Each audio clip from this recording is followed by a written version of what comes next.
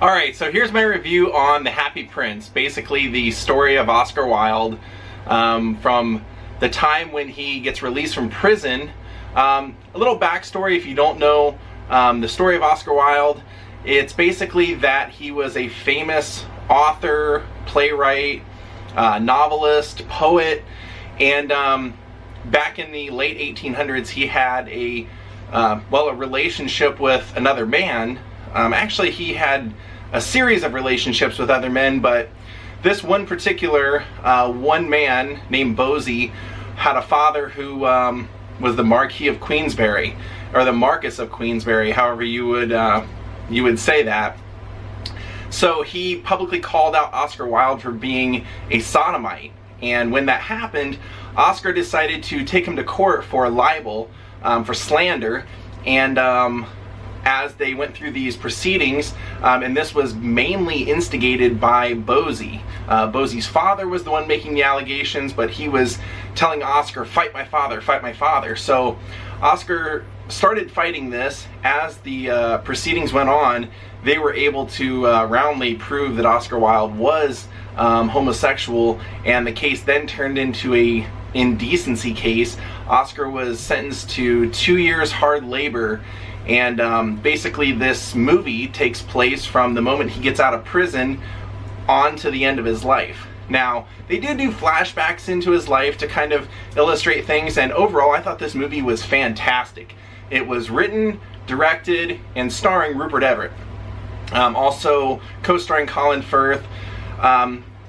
First off, I'll say this movie is historically dead on. From everything I've ever read, I really love this movie. I thought it was probably the best depiction of Oscar Wilde, especially at that time, that I've ever seen.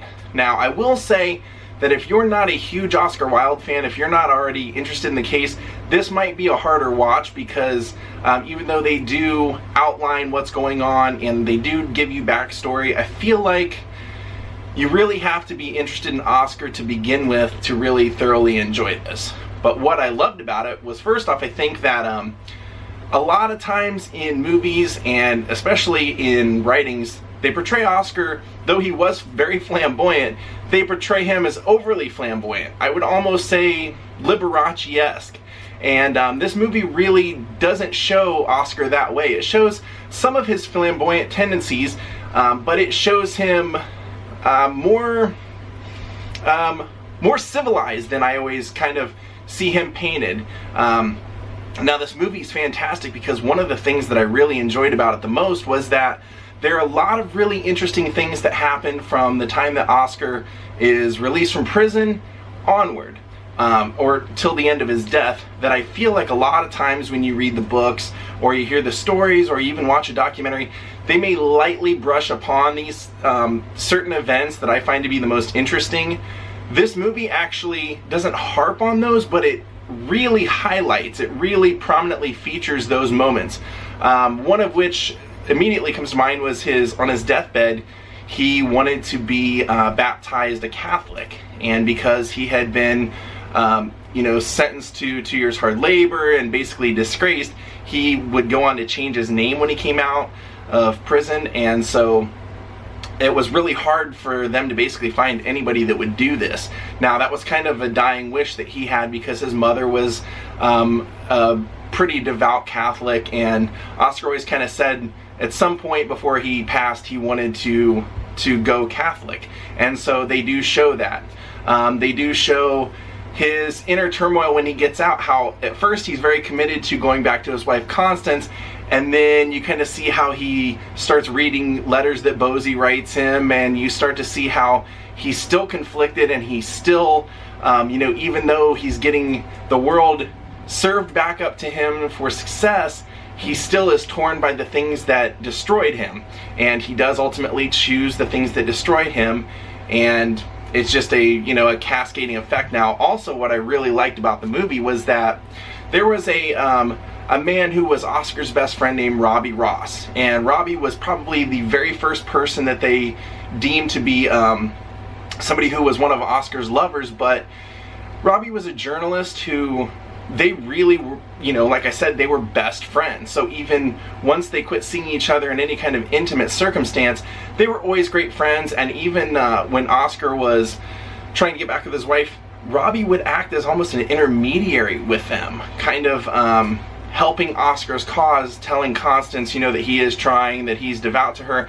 And this would be the same person that Oscar would tell, well, Bosie's coming to visit and I'm going to go back with him. And Robbie says, then Constance will cut you off of your family, your life with her, and your £4 allowance per month or week or whatever it was. They really show Robbie's connection to Oscar and how much he helps him. And I feel like a lot of times that just goes by the wayside. They follow everything all the way up to the deathbed. They show how even once Oscar is down and out living in Paris, he runs into Robbie, and Robbie takes care of him from basically that moment on, as far as giving him an allowance, helping him to survive. And once it's pretty clear that Oscar's going to pass away, you know, he's got this sickness that at the time they thought, or over time they thought it was syphilis, and then different experiments or different things have been done since his passing to find out that it wasn't. But they really, I feel like, show some of those moments. They show one of the more important moments in his life is that once he was sentenced, they took him to Chatham train station, and that's where he's going to be taken to Reading jail. And while he's waiting, he describes, in both his writing in real life and in the movie, he describes how he had to wait with a prison guard for 30 minutes at that rail station. And while he's waiting there in his prison garb and everything, people start to notice that it's him, and they start ridiculing him for the entire half hour, start spitting on him. And he would then say in life and in the movie, which is why I love the movie so much, they really hit those details that a lot of books and documentaries don't hit, is that he basically states that that's when he gave up on God, when he starts to realize that he's almost a cursed person, and that his life from that moment on is doomed no matter what he does. Now that's very typical Oscar Wilde mentality, where, like I said, when he came out, it was going to be extremely difficult because his name was a name of shame. His wife would change their 2 sons' last names to Holland, and removing the Wilde because of the shame. Or actually, maybe that was her parents. Once she passed, maybe that's when that happened. But they don't really go into when that happens in the movie, but I'm thinking in real life, I think Constance did do that. But they show that, and they show, you know, just how he kind of was his own worst enemy, and he would always realize that, even though he would make those decisions and make those mistakes. So I felt like it was a very accurate portrayal. It was exactly, like I said, it was exactly how I would view Oscar Wilde, and I was really happy that they didn't go overboard on the flamboyance or anything. They do show his kind of recklessness when it comes to that side of his life, but in the end, they really, I think more importantly, they show all the other people around him and how his life affected them, and how ultimately it was thanks to them that he had anything at all in his later years, because he was always known for being a really great writer and really prolific writer, but in his last days he literally couldn't write. He had pre-sold like a play to 3 different companies and said, you know, I will never be able to write those, and he knew he was just going to die out in that room in Le Hotel in Paris. I think the movie was fantastic, but like I said, as far as being accurate, probably 10 out of 10.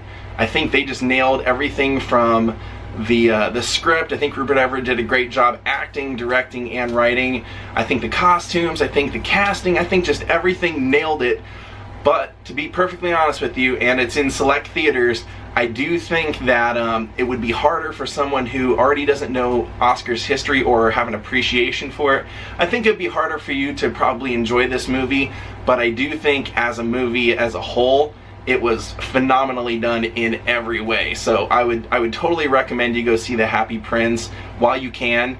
And hats off to Rupert Everett. I know he's been a long time admirer of Oscar Wilde's writing, and I think whenever you enjoy somebody's art, it makes you dive into their personality sometimes. And though Oscar was definitely not a perfect person, he was a very interesting, intriguing, and in many ways a humorous person. But this movie actually doesn't really show any of that side. This really is focused on the last years of his life when he's living in total turmoil and feeling like the world is against him. So go check it out, The Happy Prince. Hope you guys enjoyed this review. Daze with Jordan the Lion saying goodbye.